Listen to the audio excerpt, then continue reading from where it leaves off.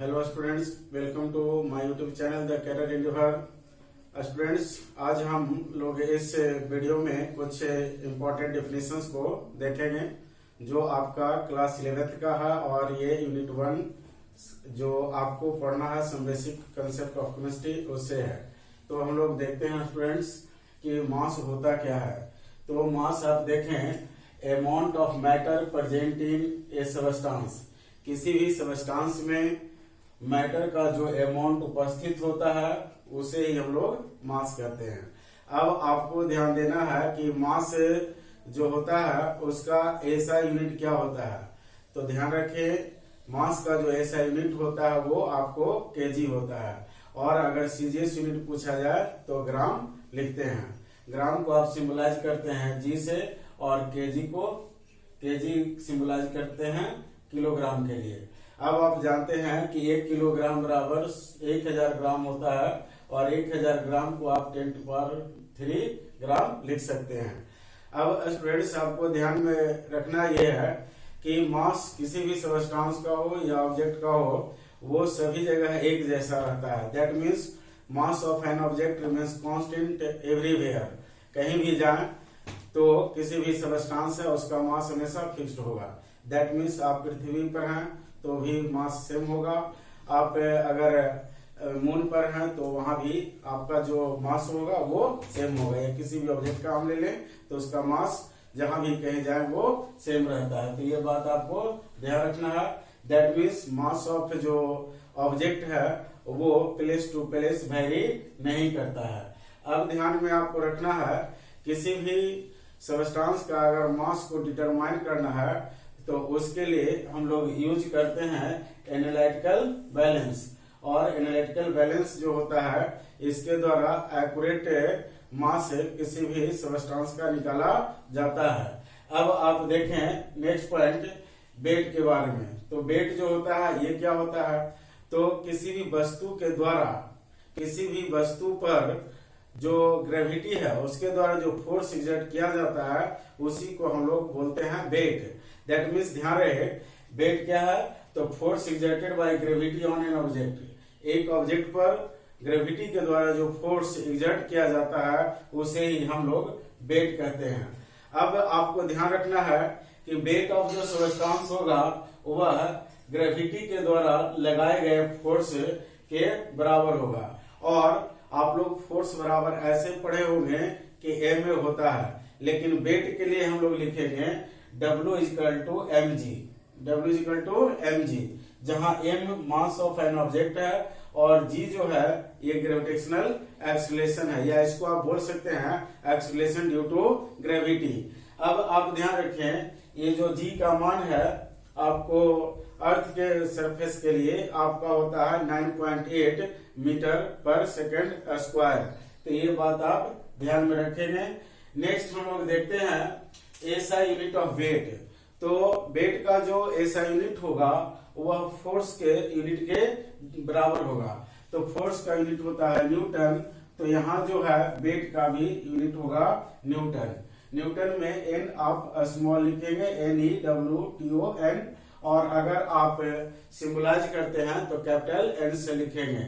बहुत जगह ऐसा होता है कि लोग कैपिटल एन से ही न्यूटन लिख देते हैं, जो कि लिखना गलत है। अब देखते हैं हम लोग एसआई यूनिट जो आप देखे वो हम लोग देख सकते हैं, दूसरे ढंग से भी लिख सकते हैं, एसआई बेस यूनिट। तो देखें, आप लोग फिजिक्स में पढ़े होंगे कि जो फोर्स होता है उसका डायमेंशन होता है ML/T-2। तो m के लिए हम लोग यहाँ केजी लिखे, और l के लिए मीटर, और T⁻² है उसके लिए हम लोग लिखते हैं sec⁻²। That means KG metre sec⁻² को ही हम लोग न्यूटन कहते हैं। दैट मीन्स 1 kg मीटर पर सेकेंड स्क्वायर आपको 1 न्यूटन के बराबर होता है। अब आपको ध्यान देना है, सीजीएस यूनिट ऑफ अगर वेट पूछा जाए तो बताएंगे डाइन।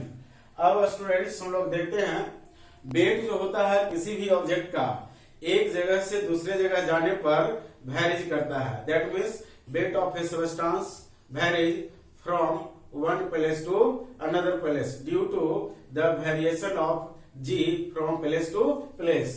तो आप देख रहे हैं कि जी का जो वैल्यू है वह एक जगह से दूसरी जगह पर जाने पर आपको चेंज होता है। और हम लोग जानते हैं कि जो वेट होता है वो डायरेक्टली प्रोपोर्शनल होता है ग्रेविटेशनल एक्सीलरेशन का। तो जी का मान बढ़ेगा तो डब्ल्यू का मान बढ़ेगा, और जी का मान घटेगा तो डब्ल्यू का मान भी घटेगा। तो आप ये बात ध्यान में रखेंगे। अब जो है किसी भी वेट ऑफ किसी भी सबस्टांस का जो वेट है उसको हम लोग मेजर करते हैं आपको वेइंग बैलेंस के द्वारा। तो वेइंग बैलेंस जिससे आप नाप तोल करते हैं उसके द्वारा आप उसी को हम लोग वेइंग बैलेंस कहते हैं, और उससे हम लोग सबस्टांस का वेट मेजर कर सकते हैं। अब ध्यान रहे कि आपको मालूम होगा कि पृथ्वी पर जो ग्रेविटेशनल एक्सीलरेशन होता है उसका जो वैल्यू होता है वह मून के वैल्यू से 6 गुना ज्यादा होता है। दैट मीन्स ये हम कह सकते हैं कि मून पर जो जी का वैल्यू है पृथ्वी के पर जी का जो वैल्यू है उससे का 6ठा भाग होता है। तो आप इस तरह से भी ध्यान दे सकते हैं। वही कारण है कि किसी भी सबस्टांस का वेट जो है मून पर पृथ्वी पर उस सबस्टांस के वेट का आपको 1/6 पार्ट होगा। मतलब पृथ्वी पर अगर कोई वस्तु का वजन 6 किलो है तो आप चंद्रमा पर जाएंगे तो वहां पर उसका वजन 1 किलो होगा।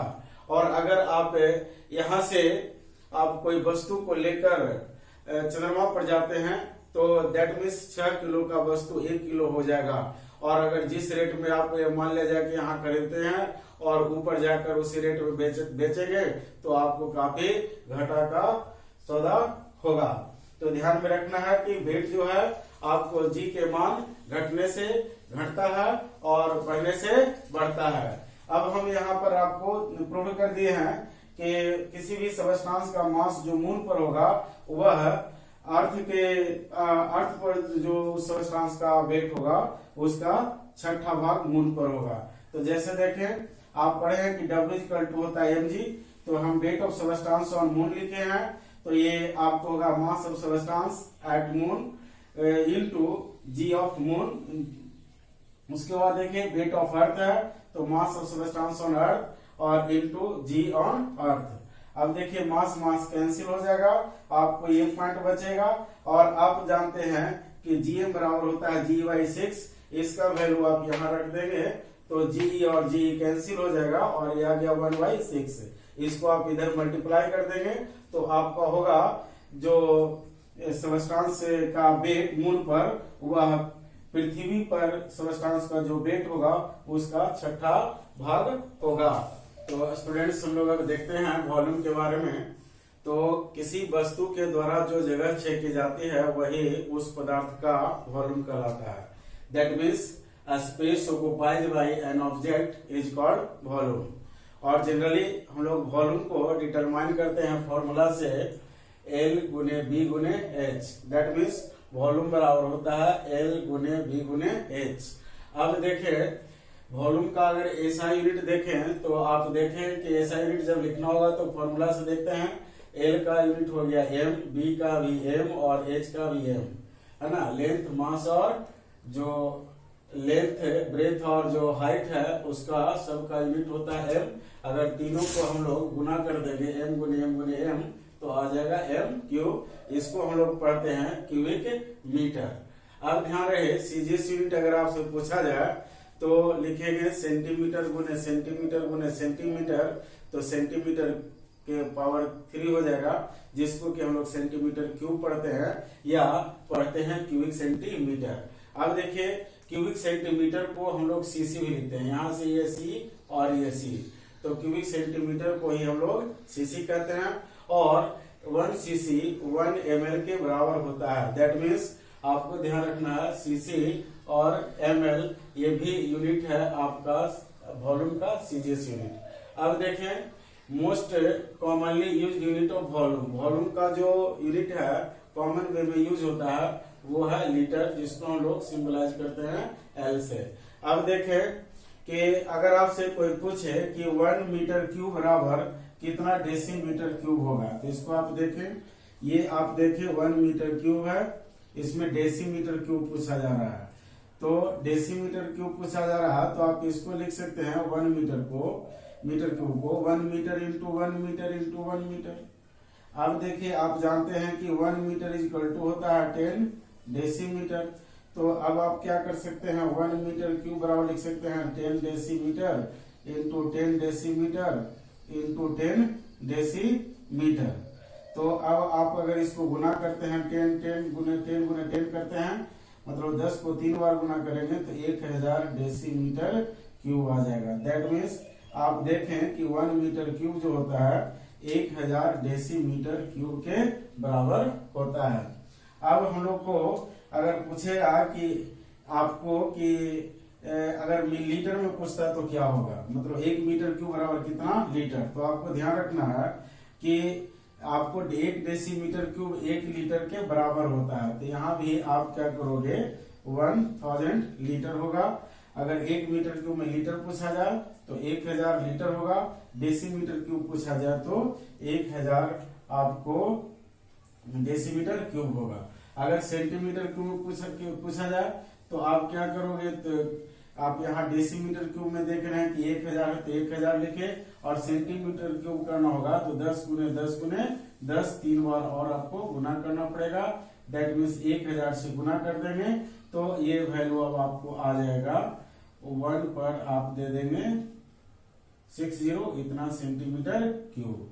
अब देखें मैंने बोला कि 1 डेसीमीटर क्यूब जो होता है 1 लीटर के बराबर होता है। तो इसको हम लोग देख लेते हैं 1 डेसीमीटर क्यूब बराबर हाउ मेनी लीटर। तो इसके लिए हम लोग क्या करेंगे, तो देखें 1 डेसीमीटर क्यूब है तो इसको लिख सकते हैं 1 DM into 1 DM into 1 DM decimetre हो गया। अब आप जानते हैं कि 1 डेसीमीटर जो होता है वो 10 सेंटीमीटर के बराबर होता है। तो अब क्या आप करेंगे कि 1 decimetre cube is equal to लिखेंगे 10 centimetre into 10 centimetre into 10 centimetre. अब इसको आप लिख सकते हैं is equal to 1000 centimetre cube. अब देखें कि 1 डेसीमीटर क्यूब बराबर, अब आप जानते हैं कितना सेंटीमीटर क्यूब जो होता है 1 लीटर के बराबर होता है। दैट मीन्स आप लिख सकते हैं कि 1 डेसीमीटर क्यूब जो होता है 1 लीटर के बराबर होता है। तो इस तरह से आप ध्यान रखेंगे वॉल्यूम के बारे में। नेक्स्ट हम लोग आते हैं डेंसिटी पर। तो डेंसिटी क्या होता है, mass per unit volume of an object is called density. तो ये बात आपको ध्यान में रखना है कि मास को अगर हम लोग वॉल्यूम से डिवाइड कर देते हैं तो डेंसिटी प्राप्त होता है। इसी को बोलते हैं mass per unit volume of an object is called density. अब डेंसिटी का अगर आपसे पूछा जाए कि ऐसा यूनिट क्या होगा, तो डेंसिटी का जो फॉर्मूला होता है देखिए मास बाय वॉल्यूम है। तो मास का यूनिट होता है आपका केजी एसआई में, और वॉल्यूम का होगा मीटर क्यूब। तो हम लोग लिख सकते हैं केजी मीटर क्यूब, या इसको लिख सकते हैं केजी मीटर इनवर्स क्यूब। अब देखें, अब यहाँ देखें सीजीएस यूनिट ऑफ डेंसिटी। तो सीजीएस यूनिट जो डेंसिटी का होता है, तो अब इसमें देखेंगे कि मास का जो यूनिट है वो सीजीएस मिलेंगे। तो सीजीएस यूनिट मास का होता है ग्राम, और ये जो वॉल्यूम है उसका होता है सेंटीमीटर क्यूब। सेंटीमीटर क्यूब को हम लोग सीसी भी लिखते हैं, इसलिए हम लोग लिख सकते हैं ग्राम पर सीसी। और हमने बताया था आपको कि 1 सीसी 1 ml के बराबर होता है। दैट मीन्स हम ग्राम पर ml भी लिख सकते हैं। दैट मीन्स आपको ध्यान रहे सीजीएस यूनिट जो डेंसिटी का होगा वह ग्राम पर सेंटीमीटर क्यूब होगा, या ग्राम पर सीसी होगा, या ग्राम पर एमएल होगा, या ग्राम में एमएल इनवर्स में लिख सकते हैं। तो अब देखें next point, different substances have different densities. अलग अलग जो सबस्टांस होते हैं उनकी डेंसिटीज अलग अलग होती है। और आपको ध्यान रहे कि जो वस्तु अगर भारी है तो उसका डेंसिटी ज्यादा होगा, और अगर कोई वस्तु जिसकी डेंसिटी कम है तो वो समझे कि हल्का होगा। दैट मीन्स ध्यान देना है आपको कि भारी जो ऑब्जेक्ट है उसकी डेंसिटी ज्यादा होती है और हल्के ऑब्जेक्ट की डेंसिटी कम होती है। यही कारण है कि आपको जैसे मान लीजिए कि पेपर को आप कागज पर डालेंगे, पेपर जो है उसको पानी के ऊपर आप डालेंगे तो पेपर ऊपर तैरता है। दैट मीन्स पेपर की डेंसिटी कम है और पानी की डेंसिटी ज्यादा है। तो तो इस तरह से आप देखें आज कि मास क्या होता है, वेट क्या होता है, और वॉल्यूम क्या होता है, और डेंसिटी क्या होता है। स्टूडेंट्स, ये सब छोटी छोटी बातें हैं, लेकिन इन छोटी बातों को भी आपको ध्यान में रखना है, क्योंकि छोटी छोटी बात सीखकर ही हम लोग आगे धीरे धीरे बढ़ते हैं। तो स्टूडेंट्स, अगर आपको मेरा वीडियो अच्छा लगता है, समझ में आता है, तो बिना देर के हुए आप मेरे चैनल द कैरियर एंडेवर को जरूर सब्सक्राइब करें, और जरूरतमंद लोगों को आप अर्थात जरूरतमंद दोस्तों को आप जरूर मेरे वीडियो को शेयर करें और खुद आप लाइक करें। धन्यवाद स्टूडेंट्स, मिलते हैं अगले वीडियो में।